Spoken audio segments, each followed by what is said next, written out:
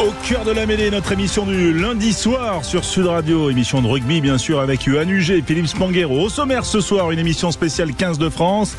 Le 15 de France qui bat l'Angleterre en clôture du tournoi, une victoire réconfortante pour les Bleus. On va en parler bien sûr. Le tournoi est terminé, vive le tournoi.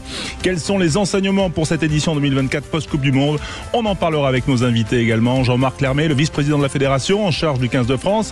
Philippe Bernatsal, l'ailier de légende des Bleus. Ils seront avec nous bien sûr dans cette émission comme vous êtes les bienvenus au standard au 0826 300 300. Sud Radio, au cœur de la mêlée. Bonsoir à tous, bonsoir Yohan Huget, bonsoir Philippe Spanghero. Bonsoir messieurs. Et oui, bonsoir Philippe. Ah, j'avais le micro coupé. Voilà. Pas vite carton bleu, va. Allez, ça commence bien. Voilà, ça commence aussi avec Quentin Camélis, que l'on salue. Bonsoir. Ça va Quentin? Bah, ça va très bien. L'homme qui est aux manettes, qui surveille aussi toutes les dépêches qui tombent. Tiens, si vous aviez 2-3 infos à retenir de ce lundi côté rugby, Quentin. Eh ben déjà, c'est que l'Italie est aujourd'hui dans le top 8 de World Rugby. François, après avoir réalisé le meilleur tournoi de son histoire, l'Italie est désormais 8e du classement World Rugby. C'est son plus haut classement de l'histoire. La France, elle, reste 4e et c'est toujours l'Afrique du Sud numéro 1. Hier, il y avait une compétition du côté de Jean-Bouin. C'était les finales des Rugby European Championship et la Géorgie s'est offerte sa 7e victoire consécutive dans la compétition grâce à un succès en finale face au Portugal 36-10. C'est le tournoi B, quoi. Oui. Alors, on ne doit pas l'appeler comme ça officiellement, mais en pratique, c'est un petit peu ça, le tournoi destination B. En tout cas, le Pays de Galles qui a refusé la démission de Warren Gatland à l'issue du match perdu contre l'Italie, le sélectionneur de l'équipe galloise a proposé sa démission à sa présidente de fédération, qui l'a refusé et qui a dit, je cite, c'est ce qui m'inquiéterait le plus, votre démission. Donc voilà, ça continue pour Gatland à la tête de la fédération galloise. Et puis un petit transfert qui peut surprendre, c'est Manu Tulagi qui va débarquer bientôt du côté du top 14 et du côté de l'Aviron Bayonnais. Il devrait s'engager avec le club basque pour 2 ans. Voilà, là où aussi Yohan Huget avait évolué il y a une dizaine d'années, 12aine. 14 même. 14. Oui. 14, on est bien. Ouais. On est bien, mais il va prendre l'air basque, ça va lui faire du bien. Hein. Ça va lui faire du bien, mais c'est un bon choix pour toi qui connais la maison. C'est un bon choix, bien sûr, dans l'expérience du joueur, dans ce qu'il va pouvoir apporter à l'Aviron Bayonnais qui est en pleine construction, et belle construction d'ailleurs. Donc il va apporter sa petite pierre à l'édifice, notamment s'ils arrivent à se qualifier encore une fois pour le challenge. Et il y a Abel Köfner qui devrait arriver aussi du côté de Bayonne. Voilà, ça pour bouge. 2 ans, c'est ça, hein 2 ans. Abel Köfner, 3 je crois. 3 Joueur ancien palois qui est actuellement au Stade Français et qui comme quoi donc voilà. Et ouais, comme quoi on peut avoir évolué à Pau et revenir dans le 64 par Bayonne. Messieurs, on va bien sûr revenir sur les temps forts du week-end. C'est la victoire sur le fil de la France face à l'Angleterre. 33-31, pénalité de Ramos à l'ultime minute, l'ultime seconde, 50 mètres. Yohan, juste quand même sur ce moment, là, toi qui connais Thomas Ramos, qui a évolué avec lui, il n'a pas tremblé. Ça a été, voilà, on dit qu'il n'échoue pas 2 fois au tir au but dans un match, mais il l'a prouvé à un moment qui était clé quand même. Hein. Ouais, un moment qui était important, et je savais qu'il allait la mettre pour avoir évolué avec lui. Déjà, il devait avoir la dernière encore en tête, il devait être agacé parce que c'est dans ses cordes, même si elle était un peu compliquée. Et celle-là, en face des poteaux, 50 mètres, avec la pression et la fin de match, il les avait dans les jambes. Donc après, la précision est là aussi. Donc il y avait 0 inquiétude. Mais ça nous rappelle ces fins de match qu'on a aimé pendant 4 ans, cette dernière victoire face à l'Australie à la dernière minute sur cet essai. Voilà, on a retrouvé un peu cette équipe de France. Ouais, t'étais sûr, toi, Philippe, qu'il allait la mettre? Tu n'as pas tremblé?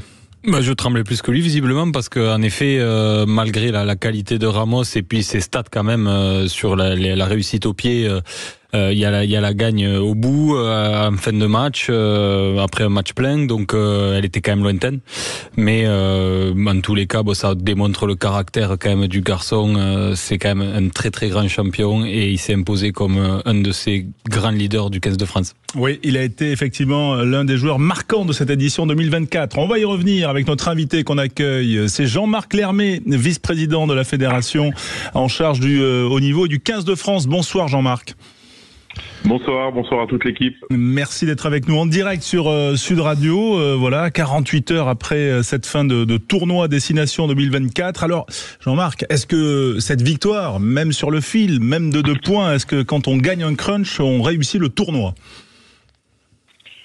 Non, je ne crois pas qu'on puisse résumer la réussite du tournoi juste à la réussite du crunch. C'est une étape importante forcément parce que ce match contre les Anglais représente toujours quelque chose de particulier, surtout en France. On a vécu quand même un grand moment samedi soir à Lyon dans une ambiance qui était absolument incroyable. Ce public a été fantastique tout au long du tournoi et particulièrement sur ce match-là. Donc c'est un grand moment, beaucoup d'émotions. Mais voilà, il y a eu d'autres événements dans ce tournoi qui nous permettent un petit peu de pouvoir l'évaluer de façon beaucoup plus globale, on va dire. Voilà, toi, Jean-Marc, on va se tutoyer quand même parce qu'on se connaît depuis longtemps. Est-ce que tu as tremblé, toi, sur cette dernière pénalité? Tu l'as regardé? Comment tu l'as vécu? Bon, en fait, c'est assez bizarre parce que à la fois l'enjeu était énorme. Voilà, cette pénalité, c'est 800 000 euros. Ça fait passer d'un état de déception incroyable à un état de bonheur immense. Donc l'enjeu, il est énorme. Mais voilà, quand j'ai vu, je me suis focalisé sur le joueur qui avait l'air serein, qui a posé son ballon tranquillement. Donc je me suis dit, vu le tournoi qu'il nous a fait et ce qu'il nous avait démontré sur ces 80 minutes, j'avais pas de doute sur le fait qu'il puisse la passer. C'est ce qui s'est passé. Donc je l'ai vécu de la meilleure manière possible. Johan, tu disais, c'était une prime qui évoluait de 800 000 euros. Il l'a passé, c'était. Ouais, c'est ce qu'on a pu lire aujourd'hui dans les médias. Donc quand on connaît les difficultés de la fédération avec ces délocalisations de matchs, vu qu'ils ne pouvaient pas utiliser le Stade de France, on se dit que c'est un peu de beurre dans les épinards. Est-ce qu'on y pense, à Jean-Marc Lermet?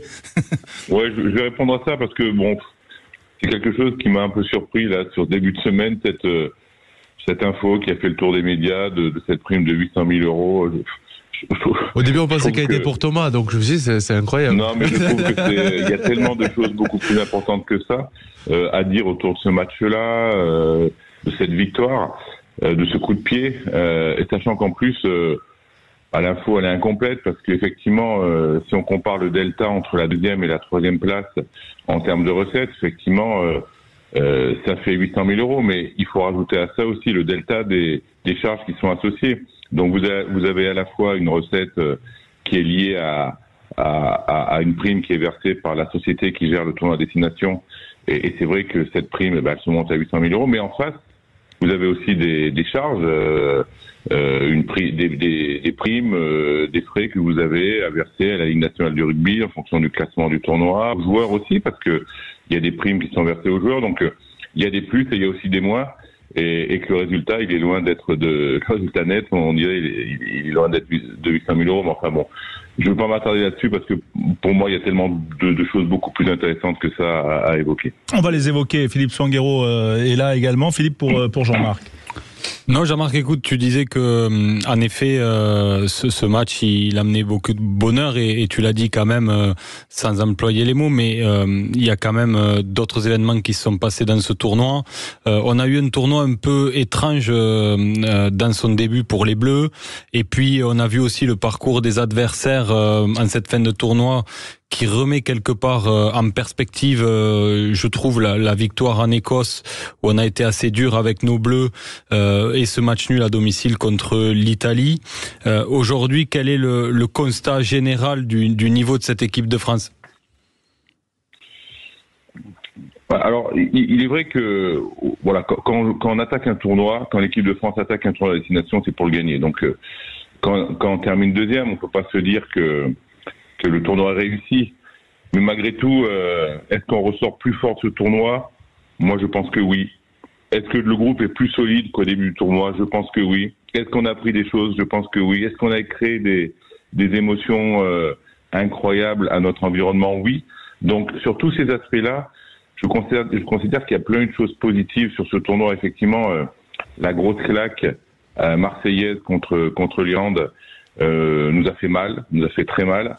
On a été malmenés, on n'a pas été tendre avec nous, avec les joueurs, avec le staff, suite à cette défaite-là, même suite à la victoire contre l'Écosse, effectivement, qui se joue à rien. Mais c'est ça aussi qui nous a permis de travailler, de se remettre en question. Les joueurs, le staff, pour employer une expression de Fabien se sont levés, entre guillemets, les leaders ont joué leur rôle et ça a permis de monter en puissance de tout ce groupe pendant les matchs qui ont suivi. Donc oui, ça a été des moments très difficiles à vivre, mais c'est des moments qui nous ont, je pense, permis d'évoluer et qui ont rendu cette équipe plus forte.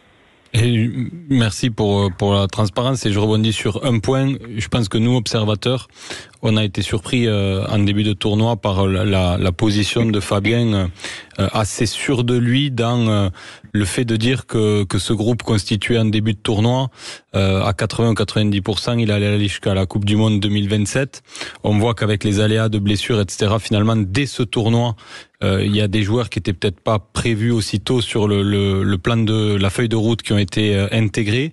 Et on sent aussi que cette fraîcheur-là qui a redonné de l'allant et une dynamique à ce groupe.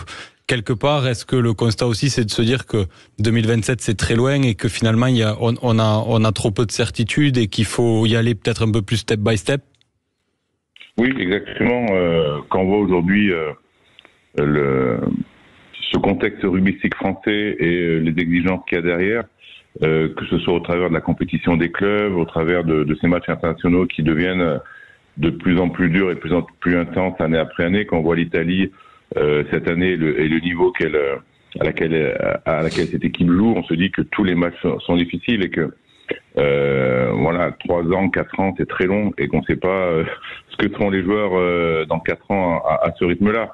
Après, pour être très sincère par rapport aux propos de Fabien sur le début du tournoi, je crois qu'il y a un décalage assez fort entre ce que les gens perçoivent de l'extérieur, qui était en fait ce qui se passait autour des matchs et les résultats des matchs, et ce que percevait Fabien et ceux qui vivaient ça de l'intérieur, 24 heures sur 24, avec ce groupe, jour après jour, et qui finalement sentaient que quelque chose se passait, que quelque chose était en train de se construire, et quand Fabien s'exprime au départ pour dire « moi j'ai envie d'amener un maximum de joueurs à la Coupe du Monde en 2027 », oui, il le pense vraiment, c'est ce qu'il avait dit. Lui, il pense que la notion d'expérience collective. Il s'est trop engagé sur ce point-là, selon toi? Non. Enfin, il s'est trop engagé. Non. Ce qui est sûr, c'est qu'aujourd'hui, la notion de confiance elle est importante pour Fabien. Et ce groupe qui est arrivé à la Coupe du Monde, qui a joué à la Coupe du Monde, ils ont vécu une aventure assez incroyable sur 4 ans, avec 80% de victoires.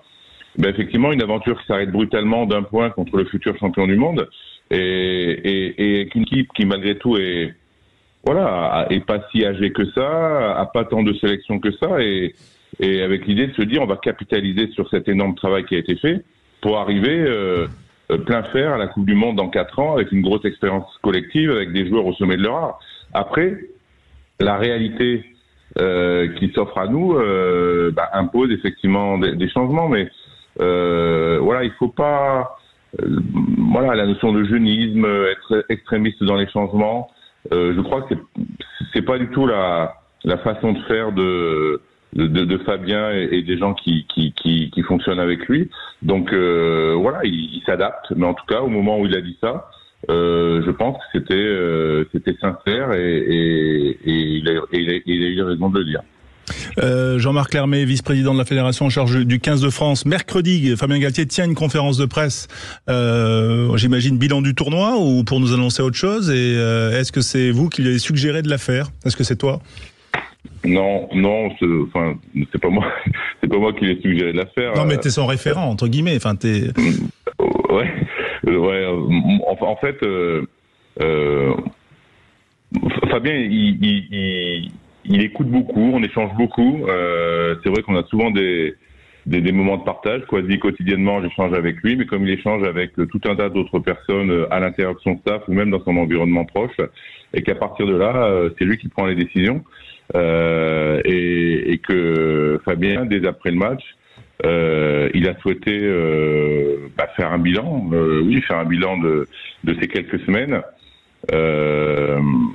Après la Coupe du Monde, effectivement, ça avait été beaucoup plus compliqué et ça avait pris du temps parce que déjà la compétition n'était pas finie. Et donc, ça n'aurait pas été très respectueux de s'exprimer avant que la compétition se termine. Et puis, il y a eu aussi quand même cette période un peu de dépression, il faut l'appeler comme ça, qui a suivi pour les joueurs, pour le staff, et que c'était difficile d'analyser. Et là, aujourd'hui, la situation elle est différente, la compétition elle est finie, il y a plein de choses à dire, et puis il faut se projeter sur un nouveau cycle. Donc voilà, son choix ça a été de faire cette conférence assez vite pour après pouvoir basculer sur d'autres choses. Et je trouve ça plutôt sain et plutôt intéressant parce que voilà, il y a plein d'éléments à échanger avec notre environnement. Yoann Huget, Philippe Spanghero avec nous. Jean-Marc Lermet, on doit faire une petite pause. Alors, on avait dit jusqu'à 20, mais si tu veux rester avec nous après la pause, t'es le bienvenu pour essayer de poursuivre en 2-3 questions encore. Et voilà, donc avec plaisir. Avec plaisir. Merci Jean-Marc. À tout de suite sur Sud Radio. Bien sûr, vous êtes les bienvenus, vous aussi les auditeurs au 0826 300 300. Aude est là pour vous répondre. Et donc, moi, si j'étais vous, j'appellerais. À tout de suite. Sud Radio, au cœur de la mêlée, François Trio. Au cœur de la mêlée, émission spéciale 15 de France, le bilan du tournoi 2024. Les Français terminent deuxième après cette victoire 33-31 sur le fil face à l'Angleterre. 0826 300 300, Yoann Huget, Philippe Spanghero sont là dans le studio Sud Radio. Et vous êtes là, bien sûr, au téléphone. Il y a Jean-Marc Lermet, notre invité, vice-président de la fédération en charge du 15 de France, qui est là. François Dagen nous a appelé au 0826 300 300. Bonsoir François. Oui, très bonsoir et bonsoir à tous. Très heureux de... Puis, très content de passer sur l'antenne. Et bon, il y a Bernat Salle là par là. Il va arriver encore. Il va arriver, mais c'est bien, François. Vous nous permettez de teaser. Ouais. Ça sera 20h30, mais vous pouvez rester. Voilà, il y a Jean-Marc Lermet qui est là, ancien brillant troisième ligne de l'AS Clermont et surtout en charge du 15 de France et très proche forcément du staff. Est-ce que vous auriez une question à lui poser, tiens, à Jean-Marc, François? Ouais, la première difficulté, c'était de se remettre de la Coupe du Monde, je pense. Je sais pas ce que vous en pensez. Et deuxièmement, on prend quand même 2 rouges sur 2 matchs. Donc, si on pense effectivement le coup d'assommoir qu'on a eu contre l'Afrique du Sud pour la Coupe du Monde, c'est un peu normal, quoi, l'attitude du 15 de France. Bon, maintenant, on va partir sur une nouvelle ère de joueurs. Je sais pas ce qu'il en pense là-dessus. On va lui demander, Jean-Marc, réaction de François. Non, François a une bonne analyse. C'est vrai que le début du tournoi a forcément été et plus qu'on le pensait impacté par le traumatisme de ce quart de finale perdu en Coupe du Monde. Et on a retrouvé des joueurs, voilà, qui même eux-mêmes pensaient pouvoir repartir, mais finalement il a fallu solder ce traumatisme et ça a pris un peu de temps. Et puis c'est vrai qu'on a fait un début de tournoi à 14, comme le dit justement François, puisqu'on a pris la mauvaise habitude de jouer avec soit des cartons jaunes, soit des cartons rouges. Et ça, à ce niveau-là, c'est vrai que ça n'a pas rendu la tâche facile. Mais il faut souligner aussi qu'en termes de discipline, même si on est parti sur des bases qui n'étaient pas forcément très positives, là aussi ça fait partie des choses qui sont plutôt satisfaisantes, puisque on prend seulement 3 pénalités contre le Pays de Galles et 5 contre les Anglais, ce qui sont des scores assez excellents, on peut dire, en termes de discipline. Donc ça fait partie des choses qui se sont améliorées. Ouais, Yoann Huget, ils ont été sympas quand même, les arbitres. Finale favorable contre l'Écosse, finale favorable contre l'Italie parce qu'ils font pas retaper la pénalité, et la faute quand même, quand on leur envoie la faute de Ben Earl, si on est à Twickenham, elle est pas sifflée, on est d'accord. Écoutez, il faut les prendre. Non, mais on a eu tellement contre nous. Oui, moi, quand je vois ça, je les prends avec grand plaisir. Et ça montre aussi l'énergie qu'a montré l'équipe de France, parce que l'arbitre, il est influencé pendant tout un match. Et l'équipe de France, malgré ce petit passage à vide, a quand même dominé son sujet durant toute la première mi-temps et sur la fin de match. Donc il y a une logique, on pouvait pas perdre ce match dans le sport et dans la vie d'un sportif. Je pense qu'il y a une logique, et la logique a été respectée sur ces matchs-là, parce qu'on est dominateur malgré tout. Et aujourd'hui, je pense, sincèrement, on parle beaucoup de ce match face à l'Irlande. Jean-Marc, reprends-moi, mais aujourd'hui, sur cette fin de tournoi, je préfère être français qu'être irlandais. Les Irlandais finissent le tournoi, je pense qu'ils vont avoir un peu mal à la tête, et nous, on ressort avec un groupe qui a du caractère, qui lâche pas, un groupe qui a de la résilience et des cadres qu'on a retrouvés. Aujourd'hui, l'équipe d'Irlande, je sais pas sur quoi elle peut s'appuyer aujourd'hui quand on voit le compte rendu qu'ils ont fait face à l'Écosse. même s'ils gagnent, même s'ils sont champions, je préfère être dans le camp français, monsieur. Alors juste pour la parenthèse, Jean-Marc, il dit reprends-moi, mais pas dans l'équipe. Hein. Il est passé à autre chose, hein, parce qu'il a plus l'hygiène de vie qu'il avait avant, donc il parlait vraiment de. Tout est possible. J'ai pas annoncé ma retraite internationale, hein, donc. T'as pas fait ton jubilé en plus. Non, c'est pour ça, on sait jamais. Ouais. J'ai entendu Fabien, 2027. Voilà, et surtout, il t'a vu faire le semi-marathon de Paris. Et François Dagen est toujours avec nous. Oui, François, oui, quand oui. même, juste, Ouais. moi j'avais une question à vous poser. Peut-être que vous, en tant que connaisseur passionné, vous avez peut-être une analyse. Pourquoi on a tant de difficultés, selon vous, sur les ballons hauts, quand même C'est un peu un problème récurrent qu'on a eu là. Bon, depuis la Coupe du Monde, ça c'est sûr. Mais dans ce tournoi aussi, on a l'impression que on sait plus trop bien les jouer, qu'on manque de confiance un peu sur cette phase. Ben, déjà c'est compliqué à attraper parce que maintenant ils croisent les ballons et les ailiers ils arrivent à 200 à l'heure, donc sur le joueur. Donc c'est sûr que on a tendance, du moins en tant que joueur, hein, moi ancien joueur, on a tendance à vouloir se protéger du choc qui arrive et effectivement bon on a eu c'est un coup de chance, un coup de malchance à chaque fois qu'il y a un ballon très haut et c'est pas évident du tout pour un joueur ailier et tout quand on a un gars qui arrive à 200 à l'heure qui mesure 1m92 ou 95 on est dessous donc c'est naturel quoi, c'est naturel, on a un geste naturel de protection. Moi, là où je vois le plus grave actuellement, à mon avis, hein, c'est que mon avis, c'est au centre. Je reste. Bon, Ficou, il a fait un match, mais il n'est pas en CAN international comme il a été. Franchement, c'est un joueur adorable qui a été magnifique. Mais il fait un tournoi très moyen, à mon avis. On va faire réagir Jean-Marc Lemay, tiens, sur ce que vous dites. Et de porteur, je suis désolé, il s'est fait transpercer et là, franchement, non. François est dur, hein. François est dur. Ah oui, là-dessus, je suis dur. Est-ce que vous avez joué au centre, peut-être? Non. On sent une belle analyse très détaillée, c'est pour ça. Ouais, j'ai joué deuxième centre. Voilà, je le disais bien. 3 fois. Mais par contre, j'avoue que bon, on se fait transpercer quand même. C'est quand même curieux, quoi. Curieux. Bon, c'est pas du top 14 là. C'est quand même une tranche au dessus, quoi. Et donc, franchement, là, on a été quand même. François, on va faire réagir Jean-Marc Lemay à propos parce que c'est des questions que les supporters se posent, Jean-Marc, et les spécialistes aussi. Bien sûr. Alors, autant j'étais plutôt d'accord avec la première analyse de François, autant je suis pas du tout d'accord avec cette deuxième analyse. Moi, j'ai trouvé un Gaël qui a eu un rôle à la fois en tant que joueur à son poste, mais en termes de leader qui a été très important pour notre groupe. Il est vraiment monté en puissance. Il fait partie de ces joueurs qui se sont levés, entre guillemets, comme le disait Fabien, pour établir cette situation qui était mal partie. Alors, c'est vrai que lui aussi a eu un démarrage difficile contre l'Irlande, à l'instar de beaucoup de joueurs, mais aujourd'hui moi je trouve qu'il a vraiment eu un rôle vraiment déterminant dans cette fin de parcours de l'équipe de France et par rapport aux soucis défensifs qui sont évoqués.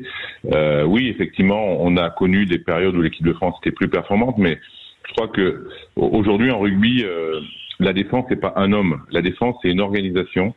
C'est des repères les uns avec les autres. La défense elle est collective et c'est pas parce que un joueur se fait transpercer que c'est sa responsabilité. C'est la responsabilité d'une organisation collective. Et le fait qu'il y ait eu pas mal de changements dans cette équipe, parce qu'entre l'équipe qui a démarré contre l'Irlande et l'équipe qui termine contre l'Angleterre, il y a eu quand même beaucoup de joueurs qui sont arrivés, notamment dans la ligne de 3/4. Et quand on connaît l'importance des repères défensifs et de l'expérience collective dans la qualité de la défense, c'est une explication aujourd'hui qui fait que ces repères défensifs n'étant pas là, on a été plus fébrile et plus fragile. Alors, ça n'excuse rien, on doit être meilleur, évidemment, mais c'est pas la faute d'une personne, c'est un ensemble de choses qui font qu'on a eu quelquefois des il y a eu des erreurs qu'on n'aurait pas dû avoir, mais j'ai pas trop de doute sur le fait que avec de l'entraînement, avec des matchs, ça puisse se résoudre très facilement. Jean-Marc, juste avant de te libérer, dernière petite question sur les ballons hauts, ce problème récurrent. Tu avais l'air d'accord sur la première analyse. C'est vrai que c'est pas forcément facile, vu effectivement l'évolution des gabarits, et ça devient un secteur stratégique. Mais enfin, est-ce qu'il va y avoir un chantier, parce qu'on a vraiment l'impression quand même qu'il y a une faiblesse. Je pense qu'il y a une crise de confiance dans le secteur, mais quand même. Ouais, il y a une grosse évolution dans le rugby depuis quelques mois. Le rugby, il se jouait beaucoup au sol, il se jouait au niveau du joueur, au niveau du plaquage, au niveau de la transmission du ballon. Et là, de plus en plus, il se joue dans les airs. C'est une troisième dimension qui prend de plus en plus d'importance. Et à ce jeu-là, on a remarqué effectivement que on était peut-être moins à l'aise que d'autres équipes. Mais là encore, c'est des choses qui s'expliquent. Voilà, on doit, et on s'est déjà adapté, on doit avoir des formations du joueur, formations individuelles qui se tournent beaucoup plus vers la captation de ces ballons hauts. On a des nations aujourd'hui qui sont particulièrement à l'aise. On pense à l'Irlande, on pense à l'Australie, parce que ces joueurs, dans leur formation de sportifs, ils sont passés par des sports. On peut penser au football australien ou au basket, où cette dimension de prise de ballon haute est travaillée très très tôt, très très jeune. Et nous, c'est vrai que on a peut-être une filière de formation où cet aspect de la formation est peut-être moins développé que d'autres, et c'est à nous de nous adapter. Et je crois que la DTN a déjà pris en compte cet aspect-là où on doit là aussi essayer de s'améliorer. Moi, j'avais une suggestion, j'avais un petit stage de football gaélique en juillet, 2 semaines, ça pourrait être sympa. Non, mais Jean-Marc a raison, c'est aussi un travail collectif. Les ballons hauts, ce n'est pas que le sauteur.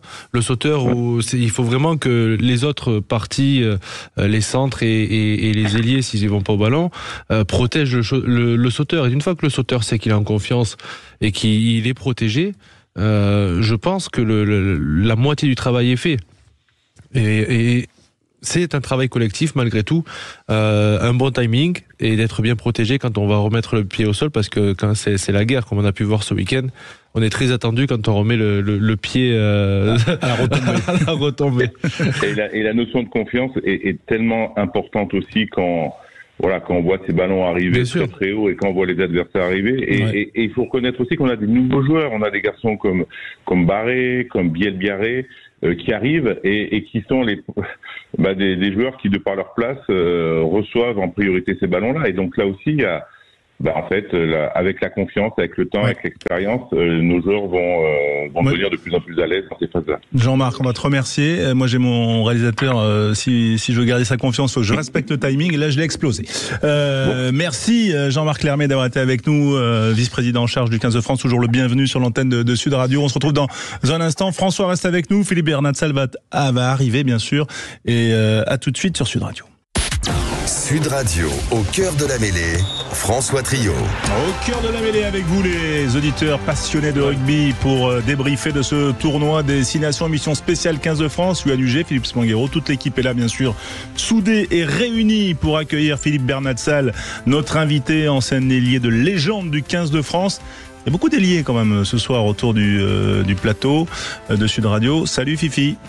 Bonsoir messieurs, bonsoir à tous. Comment ça va ? Eh ben ça va, impeccable, tout va bien. Ça travaille, ça bosse, mais tout va bien, impeccable. Sous le soleil du Pays Basque. François est toujours avec nous, c'est un de nos auditeurs qui passionné de rugby aussi, qui était là et qui avait envie quand même de discuter avec toi aussi, Philippe Bernatsal. On va rappeler quand même que toi aussi, en ton temps, il y a un essai qui est resté dans les annales. C'est le premier de l'histoire du Stade de France où tu avais battu les Anglais. Donc j'imagine que ce week-end, tu as dû avoir du plaisir, Philippe. Bah oui, bien sûr, quand on voit ce dénouement sur ce match, les Anglais étant notre meilleur ennemi, mais bon, on est aussi leurs meilleurs ennemis, mais c'est vrai qu'un crunch en France, c'est toujours en particulier. Et félicitations à l'équipe de France qui a su s'en sortir, qui a su se sortir d'un match pas évident, avec un match avant qui avait été plutôt abouti contre les Gallois, qui avait peut-être un peu un peu calmé tout le monde vu la victoire des Italiens au Pays de Galles, mais force est de constater que nos Français ont réussi à gagner ce match, et donc félicitations à eux contre les Anglais, c'est toujours du bonheur. François, une petite question pour Philippe Bernatsal. Alors, oui, bonsoir. Bon, c'est très dur d'entendre Philippe Bernatsal parce que c'est un admirable ailier et qui nous a fait très mal au SUA en 2002 lors de la finale avec Gélès qui dégage, qui engage direct sur Bernatsal et qui nous plante un putain d'essai de merde. Celui-là j'étais au Stade de France, il m'a fait très mal. Voilà, et puis après il gagne de 3 points sur un drop pourri, voilà, donc la pilule n'a pas été digérée, François, encore. Bon, après non, admirable joueur, franchement, des ailiers légers et d'évitement et qui allaient très vite, et ça c'était magnifique. Merci beaucoup, François. Arrêtez, je vais rougir. Ouais. C'est pas pour rougir, c'est une vérité, c'est tout, quoi. Voilà, c'est tout. Et bon, on a pas, maintenant c'est des Golgoth énormes qui vont très vite aussi, mais bon, on y revient. Je vois le petit jeune de Bordeaux là, impeccable, bien barré là, tout ça, bon, et notre ami Penaud, c'est pas mal aussi, c'est magnifique, quoi. Voilà, donc c'est pas mal. C'est magnifique, hein. Ces deux ailiers, ils font plaisir à tout le monde, hein. Voilà, c'est important, quoi. Voilà. Philippe Spanghero pour Philippe Bernatsal. Philippe. Salut Philippe. Écoute, petite question pour revenir aussi sur ce tournoi. Bon, t'as bien connu Fabien Galtier. On a été assez critique avec lui. En ce qui concerne sa communication, surtout en ce début de tournoi, on était resté, je pense, nous observateurs, sur un point de crispation pour beaucoup sur cette analyse post-Coupe du Monde et cette conférence de presse où on attendait des réponses qu'on n'avait pas forcément eues. Et puis on s'est fait la remarque au fil de ce tournoi qu'il avait beaucoup évolué dans sa communication, avec beaucoup plus de simplicité dans les mots, dans sa façon d'appréhender les choses, de dire les choses beaucoup plus simplement autour du Kawoki notamment, qu'on a relevé. Et donc je voulais savoir quel était ton regard par rapport à ça, l'évolution de la posture de Fabien en lien finalement avec cette dynamique retrouvée en fin de tournoi. Moi déjà sur la fin de ce tournoi, je suis bon, bien sûr très content pour les gars, hein, qui ont gagné ce match, et puis qui malgré tout finissent deuxième du tournoi. Mais je suis très content pour Fabien, parce que c'est vrai qu'il y a une post-Coupe du Monde où Fabien et l'équipe de France, ça y est, c'était les dieux du rugby, et c'était magnifique ce qu'il faisait. Bien sûr, des déboires à la Coupe du Monde où on s'attendait pas à finir là, malgré tout. Tout se joue sur un coup de dé, et puis ensuite les critiques au début du tournoi. Donc voilà, je crois que c'est pas facile, hein. On a beaucoup de joueurs ont connu ça, et beaucoup de staff ont connu ça, une après Coupe du Monde où ça s'est pas passé comme on voulait. On a beaucoup d'attentes. Les joueurs sont énormément sollicités. Ont été beaucoup sollicités après cette Coupe du Monde, et voilà, le tournoi n'a pas démarré comme on le voulait. Ça n'a pas été terrible, et Fabien, on le connaît, on sait comment il est, il parle beaucoup avec le cœur, il parle avec ses mots. Il a peut-être fait la langue de bois de temps en temps, mais bon, c'était aussi pour protéger son staff et ses joueurs, donc il a essayé de noyer le poisson avec ses mots à lui. Je l'ai entendu parler encore ce week-end, je crois, où il parle encore de montagnes, de cimes, de crevasses, etc. Mais bon, c'est Fabien. En tous les cas, moi, forcé de constater que je suis assez content pour lui de ce tournoi, et puis cette victoire va leur faire du bien pour préparer l'avenir qui va être gaillard quand même, avec une tournée en Argentine, et puis les Blacks et les Argentins au mois de novembre. Philippe Bernatsal, on te sait proche quand même de Fabien Galtier. Est-ce que justement dans ces moments-là, il s'est aussi retourné vers les copains, parce qu'on sait aussi que c'est quand même quelqu'un qui est assez, non pas torturé, mais enfin en tout cas qui est assez perfectionniste et souvent dans le doute. Ouais, Fabien, comme tu le dis, François, c'est un perfectionniste, c'est un mec qui est passionné. Moi, je l'avais vu avant la Coupe du Monde. C'est vrai que il est à fond dans ce qu'il fait. Il est à 2000%. Bon, c'est certainement pas une exception, hein. Je pense que tous les coachs à ce niveau sont dans cet état d'esprit, dans cette mentalité. Mais oui, Fabien, bon, ils ont changé le staff aussi en fin de Coupe du Monde. Je suis assez proche de Laurent Sampéré, et que je connais très bien. Donc voilà, il s'est entouré, il a sa famille, il a ses proches. Voilà. Après, bon, je l'ai pas eu au téléphone, je l'ai pas eu parce son emploi du temps est assez chargé, mais ouais, c'est un mec qui recherche du soutien dans son équipe très proche, que ce soit familiale ou amicale. Et avec le staff, je pense qu'il va y avoir aussi beaucoup de conversations. Je sais pas si je peux pas parler avec les joueurs, savoir l'état d'esprit, savoir si le management est bon, si l'esprit d'équipe, si le discours passe bien. Force est de constater qu'avant la Coupe du Monde, on disait que c'était exceptionnel. Donc voilà, je pense que Fabien sait ce qu'il fait, sait où il veut aller, même s'ils se sont ratés. Mais c'est vrai que c'est pas des moments évidents pour lui, je suppose. Non, mais après il a évolué quand même. Il nous fait un débrief de suite après la sortie du tournoi destination. Il est à l'écoute. Je pense qu'il est à l'écoute. Il a changé son discours pendant le tournoi également.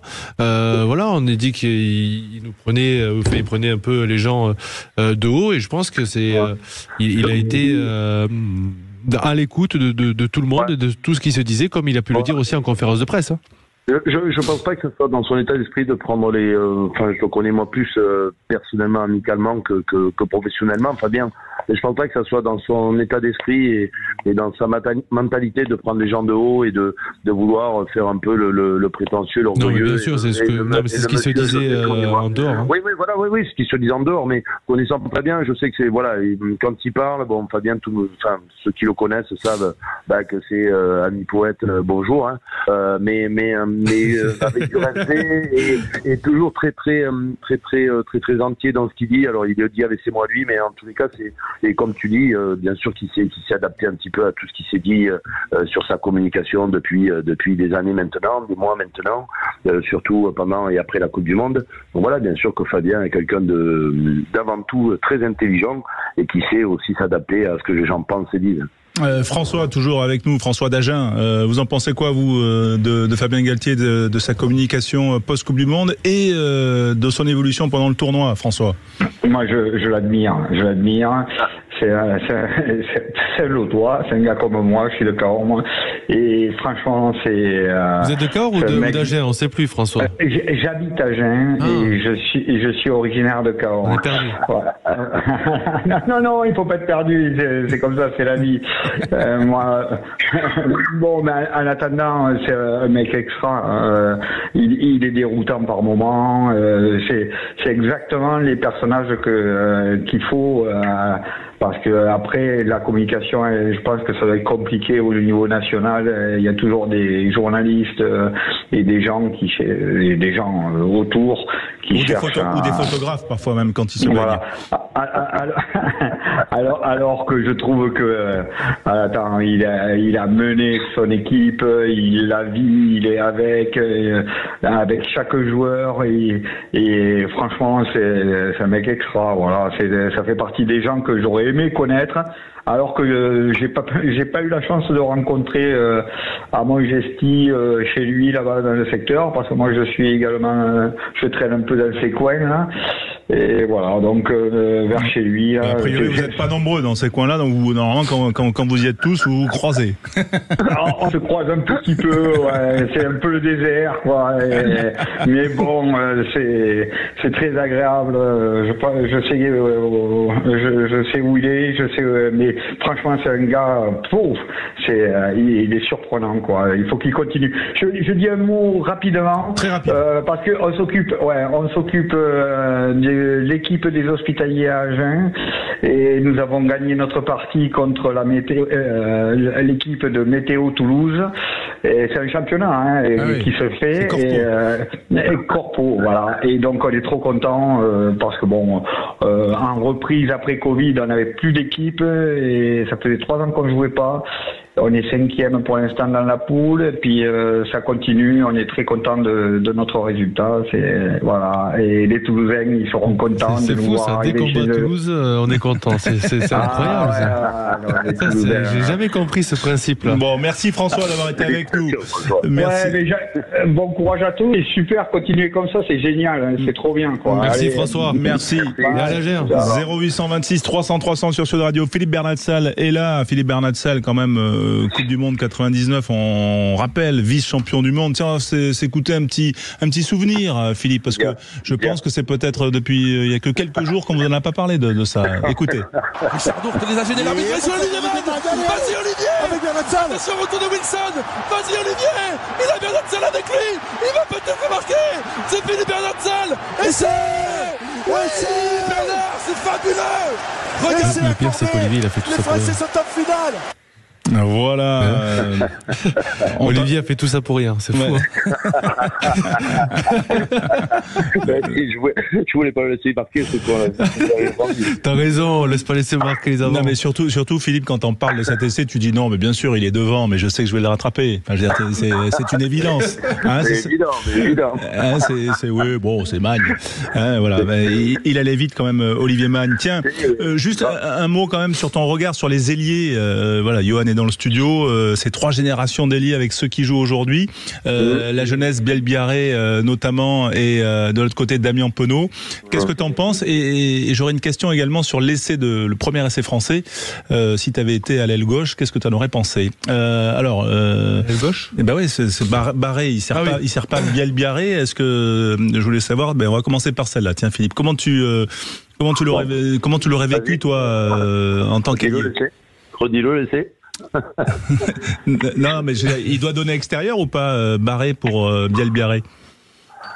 Il doit donner extérieur, forcé comme ça t'étonnant, mais bon, voilà, après c'est toujours facile une fois qu'on est dans les tribunes, moi j'étais au stade de samedi soir, on peut toujours en parler, dire moi j'aurais fait ça, voilà, après ça va tellement vite, c'est tellement compliqué, les mecs ils sont dans leur truc, on a la chance aujourd'hui d'avoir un trio arrière avec les 2 ailiers et un arrière assez exceptionnel, qui découvre pour les deux novices, si on enlève Damien Penaud, mais qui est quand même un jeune joueur aussi, qui découvre ce niveau-là avec la vitesse à laquelle ça va, avec l'intensité qu'il y a sur des matchs comme ça et la pression qu'il peut y avoir.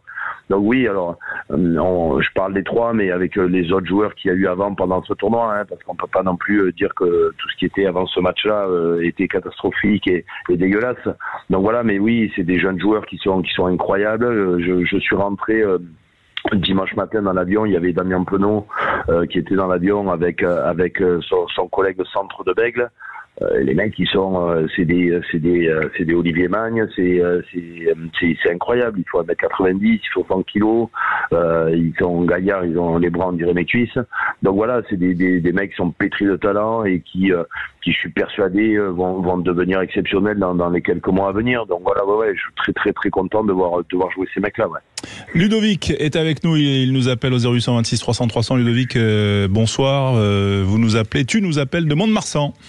Oui, bonsoir François et bonsoir Philippe. Bonsoir. Johan Huget, Philippe Smanguero sont dans le studio Sud Radio. Ouais, bonsoir Ludovic. Ludovic, quand même, toi, il est réussi ou pas ce tournoi selon toi? Écoutez, en tout cas, il s'est bien terminé. Donc maintenant, ça va presque nous tarder l'année prochaine. Je pense que déjà on a tourné la page psychologiquement par rapport au drame, si je puis dire, au psychodrame de la Coupe du Monde. On a eu du mal à se mettre dedans. Fini en fanfare, en tapant nos meilleurs ennemis. C'est fête internationale presque. Donc à partir de là, voilà. Maintenant, il va falloir continuer. Il y a eu de la fraîcheur qui a été mise dans cette équipe avec quelques cadres. Donc il y a quelques domaines encore à bosser. Le ballon haut, bien sûr, triangle arrière pour sur le ballon haut. Il y a la défense parce qu'on s'est fait quand même un peu percer face à un beau jeu anglais. Il faut aussi le reconnaître. Et bon, la touche, ça a été mieux aussi sur la fin du tournoi. Donc voilà, maintenant à revoir, ça fait du bien psychologiquement. Cette victoire, on l'a vu à la tête des joueurs après le match, en communion avec le public, et ça me tarde la suite. Qui a marqué des points et qui a gagné sa place? Parce qu'il y a quand même une hiérarchie, Philippe Smanguero, dans cette équipe. Selon toi, avec un peu de recul là sur le tournoi, qui va peut-être rester à son poste parmi ceux qui ont terminé le tournoi? Alors il y a des nouveautés, il y a des confirmations. Pour moi, dans les confirmations, on s'est posé la question quand même en ce début de tournoi de la hiérarchie au poste de talon. pour moi, Julien Marchand a réglé la question, enfin sans blessure. Il a retrouvé toute sa place et sur le terrain et en termes de leadership, on avait besoin de lui. Ensuite, François Cros s'est rendu définitivement indispensable. Pour les surprises, il y a clairement Nolan Le Garec, puisqu'il a attaqué ce tournoi numéro 2. C'était Lucu, le successeur désigné d'Antoine Dupont. Là, clairement, la hiérarchie s'est inversée et Nolan Le Garec est passé premier. On peut retenir aussi bien sûr Meafou qui a donné toutes les garanties qu'on attendait de lui. Un peu plus d'interrogations sur deux porteurs qui a des qualités mais qui a pas donné complètement les garanties pour moi. Barré fait un bon match. Oui. Qui voulait réagir, c'était Philippe ou Ludovic? Non, pardon, non, excusez-moi, je parle un peu à voix haute. Non, mais il faut. Pour moi, de porter n'est malheureusement pas un 12, et c'est peut-être aussi un chantier à voir.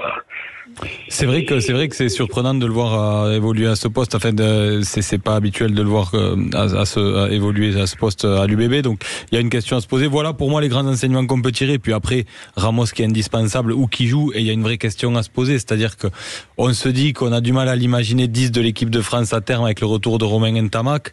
Mais malheureusement, quand là on le met là, on se dit que sans Romain Ntamak, c'est lui qui doit s'imposer. Ça amène une question sur le poste d'arrière. Léo Barré a amené quand même quelques garanties. Donc voilà ce qu'on peut retenir pour moi, mais c'est clair que ce qu'on retient aussi, c'est surtout le fait de se dire que 2027 c'est très loin et qu'on est assez loin de ce qu'on disait en début de tournoi sur les certitudes qu'on avait sur l'ossature qu'on pouvait amener jusque-là en début de tournoi. On a la profondeur de banc, ça on peut le dire.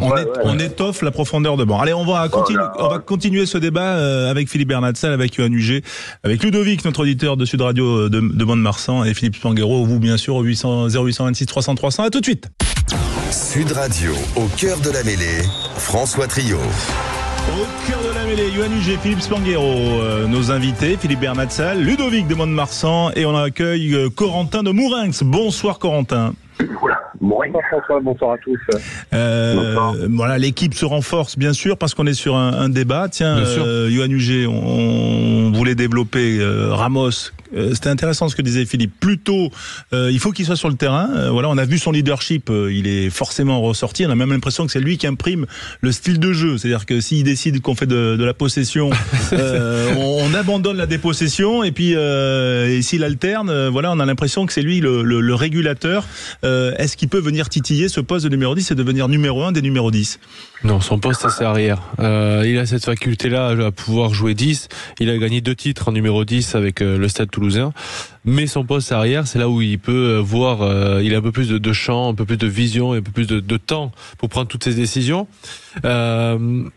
Maintenant, il va jouer 15, on le sait, c'est son poste de prédilection. Et on a besoin d'avoir 2-10, exactement comme on le fait depuis 4 ans avec Romain, qui est là pour lui établir une stratégie.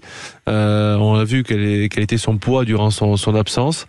Il n'y a pas de question possible pour moi. Dès que Romain va revenir, le numéro l'attend et Thomas reprendra son poste d'arrière. Parce qu'aujourd'hui, on a besoin d'avoir ces 2-10 et ces deux garçons qui puent le rugby. Est-ce que Philippe Bernatsal, les hiérarchies peuvent être bousculées à ce poste? Bon, Mathieu Gélibert a joué de malchance aussi avec sa blessure. Hein. Ouais, bien sûr, non, je rejoins Yoann, même si Thomas Ramos n'a pas fait son meilleur match ce week-end à mon sens, notamment dans le jeu au pied. Non, ouais, voilà, Thomas Ramos, c'est un 15, quel joueur incroyable. Bon, est-ce que Romain va bien revenir de blessure? Romain Ntamak, bien sûr, je lui souhaite parce que c'est un joueur. Il va très bien revenir. Très bien, bon, mais super. Donc, non, c'est incroyable. Franchement pour lui parce que c'est un joueur exceptionnel. Mais bon, j'ai envie de dire par rapport à tous les joueurs que nous avons vu évoluer pendant ce tournoi. Fabien, son staff va avoir des problèmes de riches. Il vaut mieux avoir ce genre de problème que d'autres problèmes. Je crois qu'aujourd'hui on a un vivier et comme vous le disiez tout à l'heure, un banc qui s'étoffe. Et c'est vrai que ça fait toujours du bien. On sait que maintenant le rugby moderne entre guillemets se gagne plus à 15, et il se gagne à 22 ou à 23. Et je crois qu'on a aujourd'hui la chance, ça n'a pas toujours été le cas, d'avoir des mecs à tous les postes qui pourront faire les remplaçants ne feront pas oublier les titulaires, mais les titulaires ne feront pas oublier les remplaçants. Et je crois qu'on a aujourd'hui un vrai potentiel pour pouvoir voir venir les matchs suivants et être vraiment serein. Corentin est avec nous donc de Mourinx. Rebonsoir Corentin. Justement, on va prendre votre avis sur cette question. D'abord, est-ce que Ramos bouscule la hiérarchie et comment vous voyez l'évolution au poste? Alors, je pense que Ramos, le fait qu'il soit descendu en vie, ça a été la question après la blessure de Jalibert. On se demandait qui Fabien Galtier allait mettre. Et ça a été une agréable surprise. Il a tout à fait sa place en 10, mais comme a été dit précédemment, il préfère aller jouer en 15 et déjà les places en 10 sont en équipe de France c'est jamais pris, mais là avec Romain Ntamak et Jalibert, quand les deux reviendront de blessure, je pense que ça coulera de source, qui reprendront leur poste. Moi je pense que c'est ce qui se passera. Mais est-ce que le chantier n'est pas en neuf quand Antoine va revenir, on met qui derrière Antoine? Tiens, Corentin. Nolan. Pour moi, ça me paraît normal.